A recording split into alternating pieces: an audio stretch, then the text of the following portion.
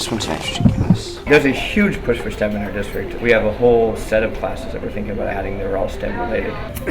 Because we're a science magnet, we're preparing for the next generation of science standards, and this is a great way for students to access areas that they've never been exposed to before. So here's what we're going to do right now. One of the things we learned about the Define STEM is it's a problem-based way of learning with science, technology, using engineering and math. You have a problem in front of you have to figure out. You do the research, you report out on it, and it seems to grab the attention of the students better when you do it that way.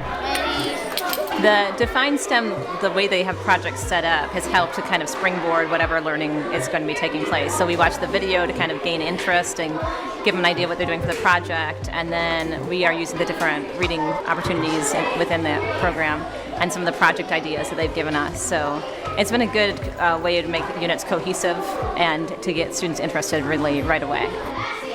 We're working on the MagLab project, and we kind of springboarded from that, and right now we're doing the science portion. So they've talked about magnetism, they've talked about friction. Today's a friction experiment. 3, 2, 1, lift! They're creating a slide, and they're testing different objects on the slide to see which ones go the furthest or the fastest, depending on how much friction each object has.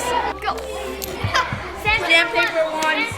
Have one person pull the video up on their Chromebook and watch it together.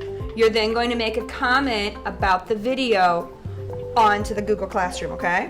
One of the things I really liked about Define STEM, different than other programs, is the documents you can not only just download, but you can edit. So you can change it so it specifically meets the needs that you want in your classroom. Your objective is to use what you know about Newton's 3 laws. On your mark, get set, go!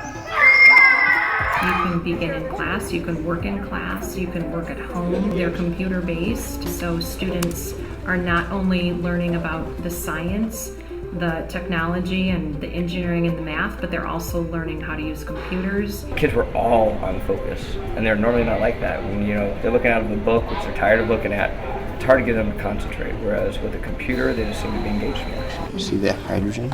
Because our students are very visual. If they don't understand it in a concrete way yet, they have to be able to see it so that it comes to life. That's part of the problem with putting STEM into place, is that you don't have the resources and it's really time consuming and difficult to find them.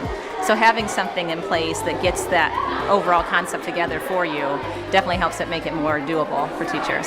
Slowly pull back on the bottle and let's observe what's happening. I think STEM's exciting. It's the jobs of the future for sure. I think it's the way to go if we want to get our students ready for real life.